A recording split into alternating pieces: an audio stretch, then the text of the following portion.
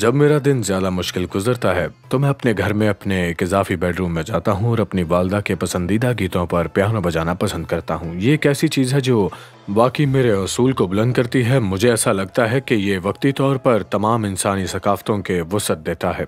किताब मुकद्दस के दौर में पियानो नहीं होता था, लेकिन हमारे पास यहाँ दो ऐसे आलात हैं जो किताब मुकद्दस के दौर में अहम किरदार अदा करते थे। दो तार वाले आलात, ज्यादा हल्का और छोटा सितार और बड़ा नेवल, दोनों का जिक्र किताब मुकद्दस में है।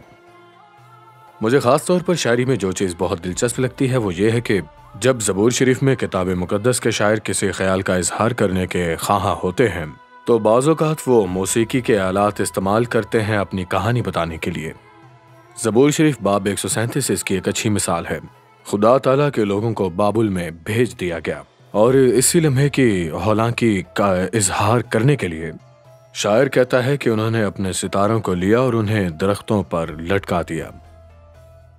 उन्होंने ऐसा इसलिए किया क्योंकि वो मौसीकी के आलात बजाना चाहते थे। वो अब आवाज़ नहीं सुनना चाहते थे जो वो यरूशलेम के खाने खुदा में सुनने के आदी थे। पर अब ऐसा नहीं होगा। मुझे कभी ऐसा लगता है कि कभी मेरा दिन ऐसा गुजरता है कि जब मुझे अलग कमरे में जाकर पियानो बजाना बिल्कुल भी अच्छा महसूस नहीं करवाता है। और ऐसे ही एक लम्हे में खुदा ताला मुझसे क्या फरमाते हैं। लिहाजा ज़बूर शरीफ बाब 150 हैरत अंगेज़ है। वो हमें इस मकाम पर ले जाता है जहाँ वो फरमाते हैं कि मैं अब जिंदगी के तमाम जज्बात और तजर्बात से गुजर चुका हूँ। ये ज़बूर शरीफ बाब 149 में कहा। और ये ज़बूर उन तारीक वक्तों में मुझसे फरमाता है कि ये दोनों आलात उठाओ, सितार उठाओ और वो नेवल उठा लो और खुदा की हम्द करो। ये हमारी ज़िंदगी के मुश्किल तरीन वक्तों का एक ताकतवर इलाज है, मौसीकी और खुदा ताला की हम्दो सना करना।